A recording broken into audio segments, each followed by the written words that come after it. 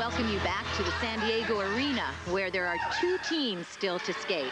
The Haydenettes making their final preparations backstage, but it's the Crystalettes, coached by sisters Shannon Peterson and Holly Teets, who will take the ice next.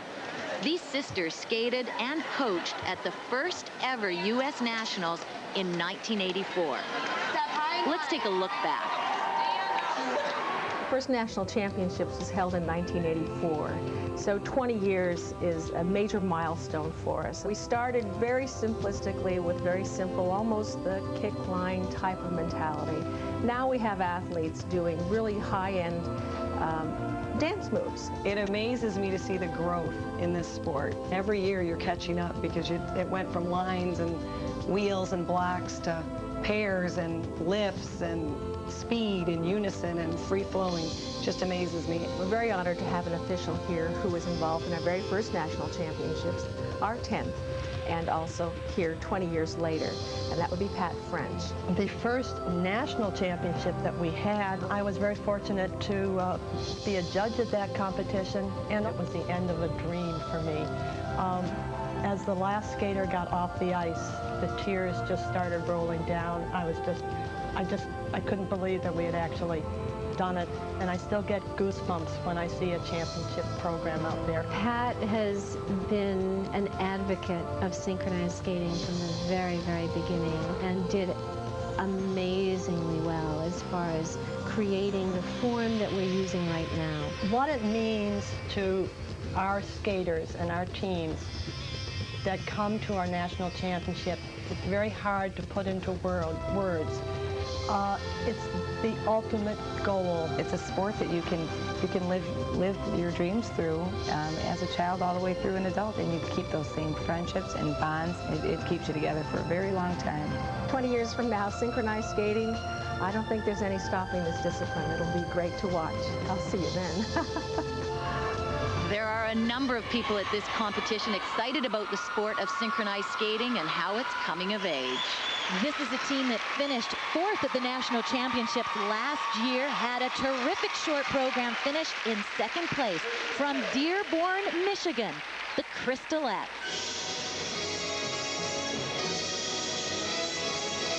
This is their tribute to MGM.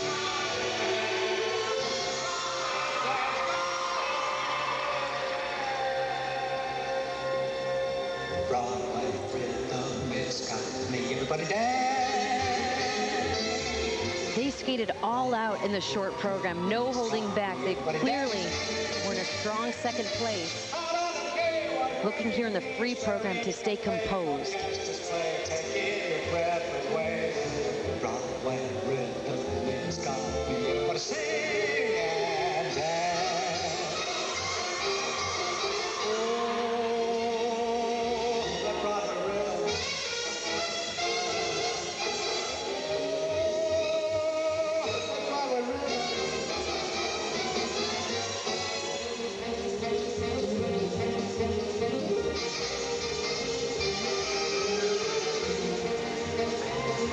Very strong parallel wheel with good speed, good shape.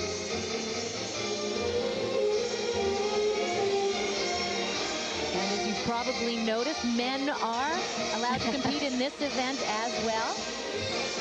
This year at the senior level, there is only one male skater in the competition.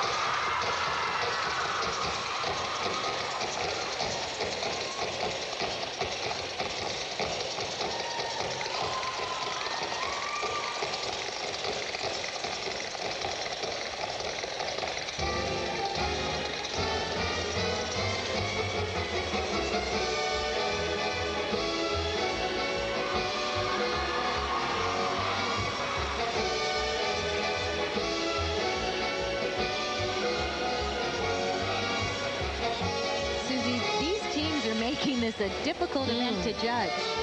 Absolutely. They're very close in difficulty. And again, we talked about the skill level has really, the bar has been raised. And they all know it, so they're not letting up at all.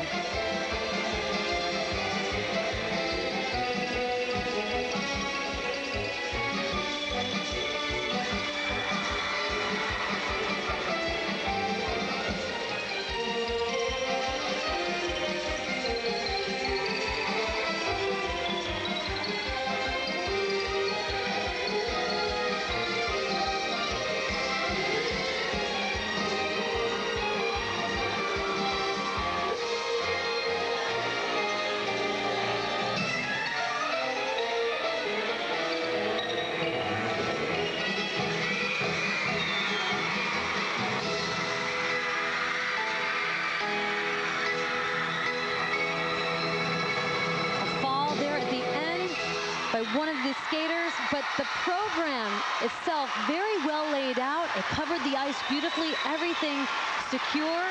Little bobble at the end, and that's going to cost. And where do you place it? Oh. How do you think it fit in with the other teams? I think the other teams had more originality in their choreography and faster wheels and some faster acceleration out of the corners through some of their stroking. But I would probably have them behind Miami and Team Milan. But boy, that sounds mean because they still had a great performance. Well, when they are this competitive, it makes it very difficult to judge. And the judges, it'll come down to preference. It'll come down to likes, dislikes, splitting hairs. Do you like the campy style or do you like the sophisticated MGM style? Exactly. A very secure three-spoke wheel. The line's very straight. And then they break into moves in isolation where there's a lot happening. The flow and the quickness, excellent. At the very end, so unfortunate. A fall by one of the skaters. Right in there, just the excitement, the momentum. Boy, that can happen to anyone. And that's the hard thing about being a part of a team. They're about to find out if that was good enough to get them to Worlds. Here's the first set of marks. Wow, these are very high. 5.3 up to 5.7. 5.3,